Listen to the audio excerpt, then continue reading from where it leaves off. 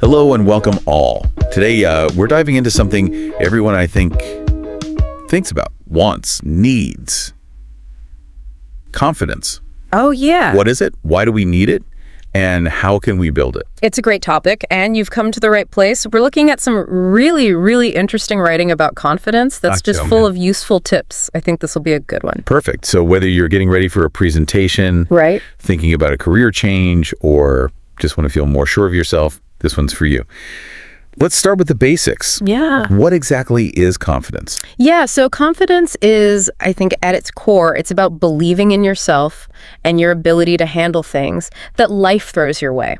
Okay. It's not, it's not something you're necessarily born with. Yeah. It's like a skill that you can learn and develop over time. So it's like learning to ride a bike. You might fall a few times. Exactly. But eventually you get it. Exactly. It takes practice. It takes effort. Right. And just like riding a bike, the more you practice confidence, the easier it becomes. And the more the more you get that feeling of, okay, I can do this. Okay, that makes sense. But what about those people who always just seem confident? Right. Do they never feel nervous or unsure? That's such a good point. And it's easy to look at others and think that. Right. But the reality is everyone feels nervous sometimes, even the most confident people. Okay. Confidence isn't about never feeling fear. It's about knowing you can handle things even when you are afraid. So it's more about how you face those challenges, not pretending they don't exist. You got it. Yeah. It's about trusting yourself to work through those challenges, to learn and grow from those experiences. So how do we actually start building this confidence muscle? Where do we begin? Our sources suggest starting with self-awareness, knowing your strengths, but also being honest with ourselves about our weaknesses. So we shouldn't just focus on the good stuff. Right. Think of weaknesses as areas to improve. Just like, if you were learning a new language, you wouldn't shy away from a new word because you didn't know it at first, right? Right. You'd practice it. You'd keep working at it. Yeah. Confidence is similar. I see what you mean. But it's easier said than done, right? It can be tough to face those areas where we don't feel so great. Absolutely. Yeah, it can be really uncomfortable. Yeah. And that's where self-compassion comes in. Imagine a friend learning that new language. Yeah. You wouldn't be harsh with them for stumbling over words, would you? Right. You'd be supportive. You'd encourage them to keep practicing. Yeah. Treat yourself with that same kindness. That's a great point. We all need to be kinder to ourselves, especially when trying to grow. Yeah. But how does action fit into all of this? It can't just be about positive thinking, right? You're absolutely right. Confidence grows when we step outside our comfort zones. Yeah. And we take action, even if it feels a bit scary. So it's one thing to think confidently, but we also have to act confidently. Precisely. Our sources suggest things like speaking up more in meetings or trying that hobby you've always been curious about. Okay. It's about proving to yourself that you're capable, putting yourself out there. That makes sense. Yeah. The more we do those things, right, the more confident we become. Exactly. But what if we're not quite there yet? What if we don't feel confident enough to even take those actions? That's where the idea of fake it till you make it comes in. I've heard of that, but isn't that a bit dishonest, like pretending to be someone we're not? Yeah, some people might see it that way, but hear me out, right? Okay. Our sources suggest that sometimes simply acting confident, even if you don't feel it yet, can actually help you become more confident. Really? How does that work? Well, think about body language, right? Right. Standing tall, making eye contact, these are all things that confident people do. Yeah. And studies have shown that even if you're not feeling confident on the inside, if you start doing these things, it could actually make you feel more confident. That's fascinating. It's like tricking your brain into believing it. Yeah, it's almost like you're sending a message to your brain telling it, hey, we've got this. Right. Even if it doesn't believe it at first, with enough repetition, it starts to catch on. That's so interesting. So it's not just like our body language doesn't just reflect how we feel. Right. It can actually influence our feelings too. It's a two-way street. It's like a two-way street.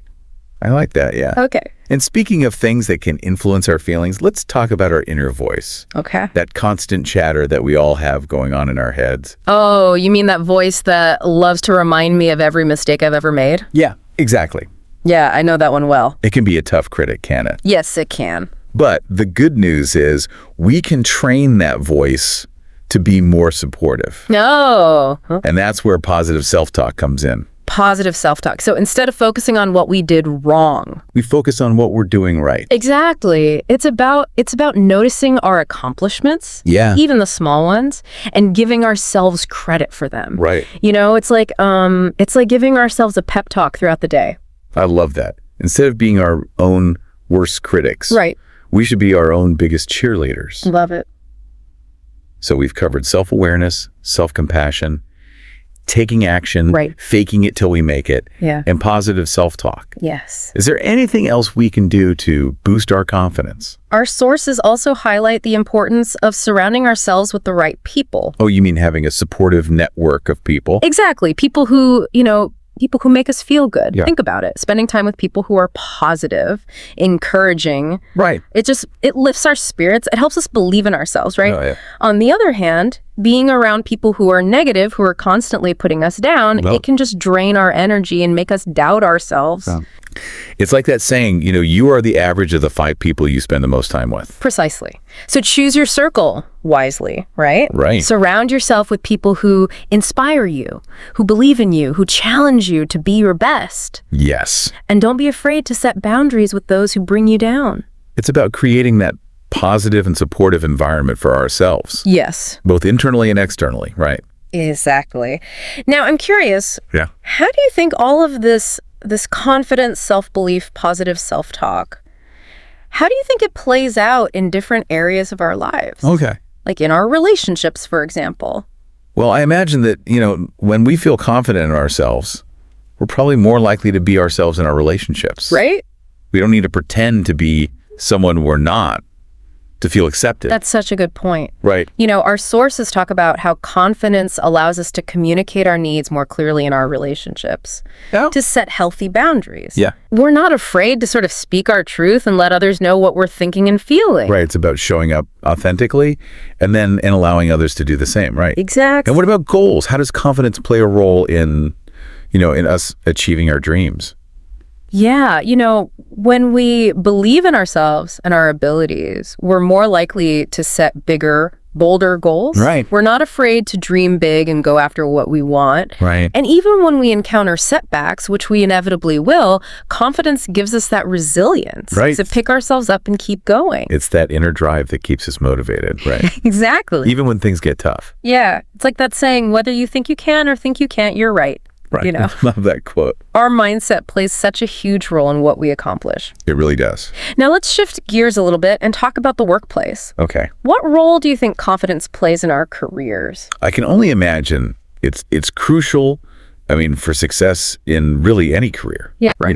When you believe in your abilities, you're more likely to take initiative. Yes. Contribute ideas, speak up for yourself. Exactly. And our sources really emphasize the importance of advocating for ourselves in the workplace. Oh, yeah. Whether it's asking for a raise, negotiating a promotion, or even just, sharing our ideas in a meeting. Right. It's so important to be able to do that. And that can be intimidating. It can. Especially, if you're more reserved or... Sure. But, that confidence, I think, gives you that extra push to step outside your comfort zone. It does. And go for it, right? It does, absolutely. It's about recognizing your worth and advocating for yourself.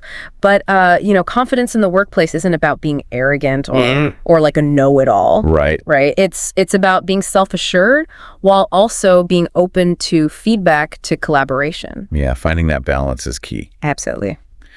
So we've talked about how confidence plays out in our relationships, our goals, and even in the workplace. Right. But what about that, that deep down inner confidence, the kind that isn't tied to our achievements, to external things? Right. Like the core of it. Yeah. Yeah. Where does that come from? That's where it all starts, really. True confidence, it comes from within. Okay. It's about recognizing your inherent worth regardless of any external validation. I love that. So how do we cultivate that kind of unshakable inner confidence? Well, our sources really emphasize the importance of self-acceptance. Okay. Embracing all parts of yourself, Rough. Flaws and all. It's easier said than done, though, right? It is. We can be our own harshest critics. Absolutely. Yeah. Yeah, that's why self-compassion is so crucial. Okay. It's about treating ourselves with the same kindness and understanding that we would offer a friend. So challenging those negative thoughts Yeah. And replacing them with more positive ones. Exactly. So instead of saying, oh, I'm not good enough, try saying, I am worthy of love and respect just as I am. Those are powerful words. Right. It's about really shifting that inner dialogue, that inner voice. Yes. To one of self-love. Yes. Yeah. Self-acceptance. You got it. Yeah. And another really powerful tool for building this inner confidence is mindfulness. Mindfulness, that's about being present, right? Yes. It's about quieting those racing thoughts. Okay. And just focusing on the here and now. Okay.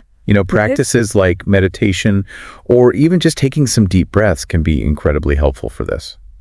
So instead of dwelling on past mistakes or worrying about the future, mindfulness is about grounding ourselves in the present moment. Exactly. And when we're grounded in the present moment, we're less likely to be ruled by fear or self-doubt. Okay. We can approach challenges with a calmer, more centered energy. That makes a lot of sense. Is there anything else our sources suggest for building this inner confidence? Setting realistic goals and then celebrating our progress along the way. Okay. It's easy to get overwhelmed if we're only focused on that end goal, right? Right. Instead, try breaking down those bigger goals into smaller, more manageable steps. Okay. And then acknowledge and celebrate those small wins along the way.